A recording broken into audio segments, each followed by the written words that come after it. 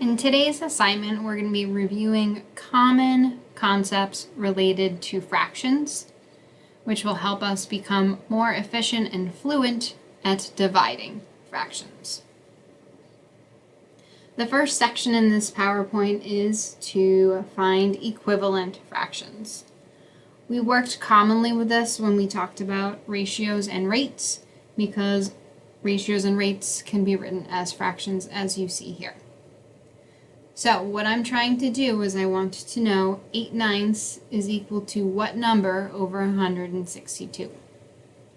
Okay. I know with equivalent fractions I can multiply or I can divide. So first thing I'm going to do is I'm going to look for the two numbers that I know in the same place. So I know both of my denominators. And I'm looking to find this question mark. So I need to figure out what I did to this first fraction to get the second fraction. Going from 9 to 162, I know I multiplied by something. So I'm trying to figure out 9 times what number gives me 162. 162 is not one of those common multiples of 9, like 18 or 27. So for this step, I'm going to use a calculator to help me figure it out. To determine 9 times what is 162, what I'm going to take is 162 and I'm going to divide it by 9.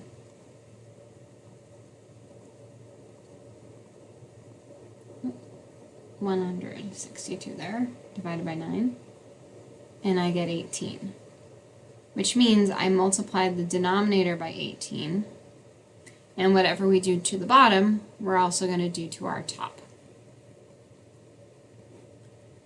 For this one, I can show my work 18 times 8. And so I get that this numerator should be 144. So we can say 8/9 is equal to 144 162s. Looking at our next example, our blank is in the denominator, so we know our two top numbers. Okay, if I'm looking to find this question mark, again, I'm trying to decide what did I do to this first fraction to get it to be the second one. So here I'm going from 16 to 4. Okay. This time I'm getting smaller, which means I am dividing. I know 16 divided by 4 will give me 4. Something to help me figure that out is I know 4 times 4 would give me 16. So if I divided 16 by 4, then I'm also going to divide 36 by 4. And so for this one, again, this is one of our common multiples. And if you're trying to figure out 36 divided by 4 is what number, you can think 4 times what will give me 36. And that would be 9. So here we could say 16/36 is equal to 4/9. Right, moving into the next section, we're going to practice using our algorithm to divide fractions. Okay. An algorithm means we don't need to draw a diagram, and an algorithm is helpful when we have larger fractions. You'll see this is going to be much quicker than if I tried to draw a diagram for this. When we're using an algorithm, we no longer need to find a common denominator, and we can just jump into evaluating for the answer. The algorithm for dividing fractions is we want to change this into a multiplication problem. We're changing this to multiplication because we know when we multiply two fractions, we just need to multiply across. So if I want to change from division to multiplication, I'm taking the inverse operation, meaning opposite.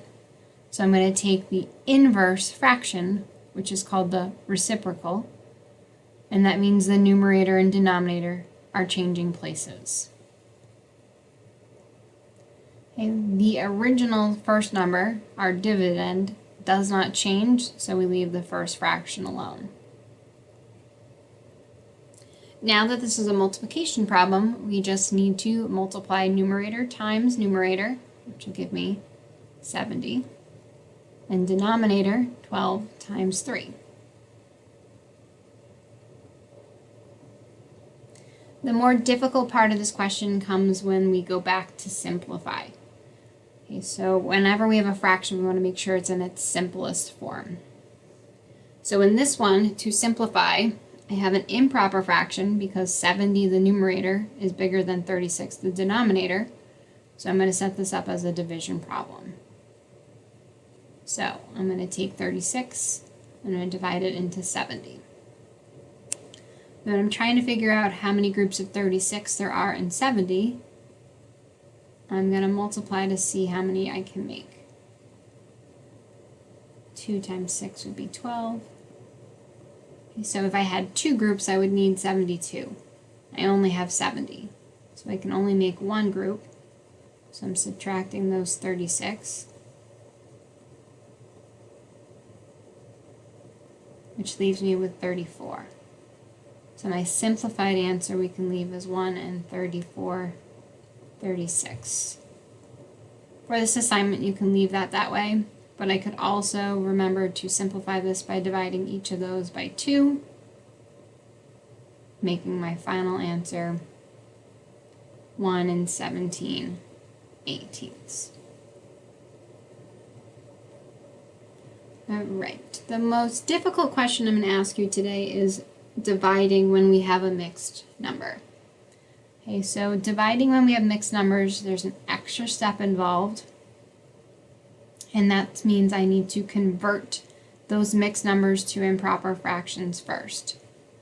Okay, as you're working on these examples, please make sure again you're taking it one step at a time. So 9/11ths can stay 9/11ths, that's a regular fraction. But to convert 2 3/7 into an improper fraction, I take 2 the whole number, I multiply it by the denominator, 7, and then I add those 14 to the original 3 I have, getting me a total of 17/7. Okay, then from here I can follow the same steps in the algorithm.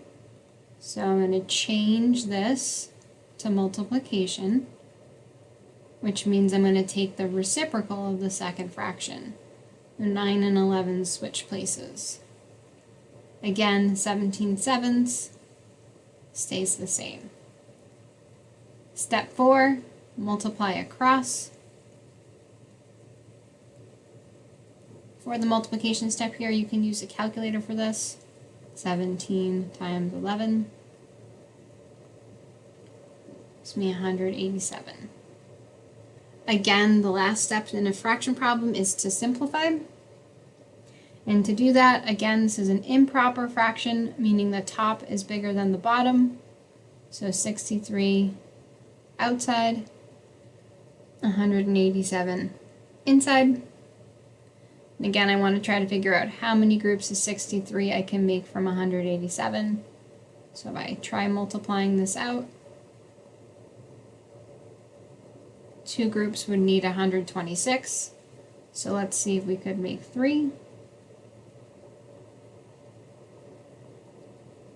I don't have enough to make 3 groups, so I'm only going to make 2, subtracting 126. Giving my final answer 2 wholes, that number up top, and 61 out of 63 simplified. Okay, as you're working today, please take your time, show your work for full credit.